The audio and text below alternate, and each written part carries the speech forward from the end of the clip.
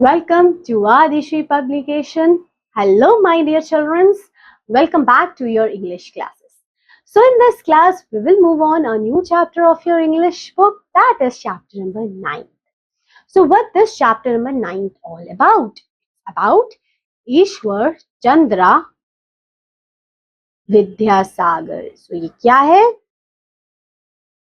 इसके बारे में, ईश्वर चंद्रा के बारे में. सो आइए देखते हैं कौन थे ये. ओके, सो चलिए स्टार्ट करने से पहले क्या लिखा है? In this page of history shines a man of wisdom and kindness. इसमें आज हम एक ऐसे इंसान के बारे में पढ़ेंगे जो बहुत काइंड था, डाउन टू अर्थ था एंड अच्छा था. तो आइए देखते हैं इनके बारे में, बट उससे पहले हम वोकैबुलरी देख लेते हैं.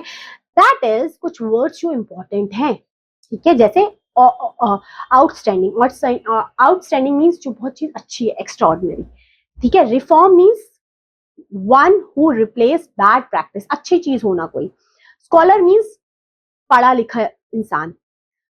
यूशर means to lead someone politely. Respectful means full of respect जिसमें हो. Utter means to say something. peculiar means strange. Bewildered means confused. Host means someone who invite guest. Host है ना, आप होस्ट हो मतलब आपने गेस्ट को अपने घर इनवाइट किया है.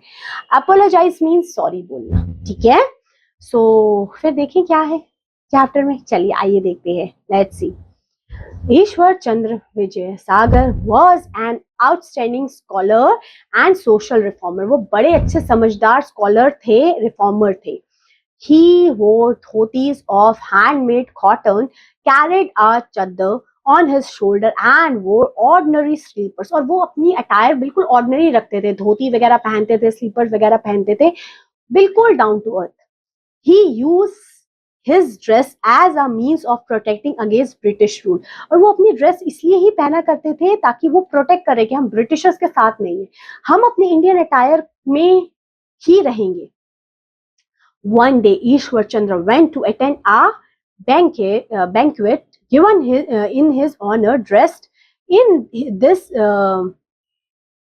usual dhoti, chadar and sleepers. Of course, एक बार उनको एक अवार्ड इस टाइप का मिलने वाला था. बैंक्वेट में मतलब एक हॉल में गए विद उसी तरीके से पहन के, जिस तरीके से वो कपड़े पहना करते थे. वहां पे जो गार्ड था, the guard who did not recognise him refuse him entering.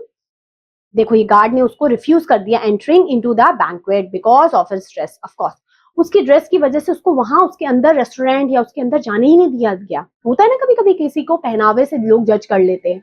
सो उसको पहनावे से उसको अंदर ही नहीं जाने दिया. After a short while Ishwar Chandra arrived at banquet wearing a European outfit. But थोड़ी देर बाद वो गया वापस और अपने कपड़े चेंज करके आया और यूरोपियन कपड़े पहन लिए, मतलब कोट पैंट पहन लिया. This time he was ushered into the hall most politely and respectful. और इस टाइम उसको बड़े अच्छे से अंदर लाया गया. क्यों? क्योंकि उसने ड्रेसअप बड़ा अच्छा किया हुआ था.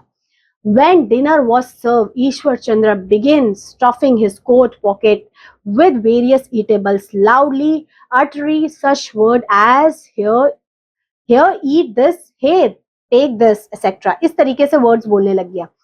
Those standing near him were shocked at this peculiar behavior. बाकी लोग बड़े अजीब से स्ट्रेंज तरीके से उसको देखने लग गए. What are you doing, sir? asked one of the bewildered guests. और वहां पे जो गेस्ट थे वो उनसे पूछते आप क्या कर रहे हो ये? Treating my suit to dinner, said Ishwar Chandra.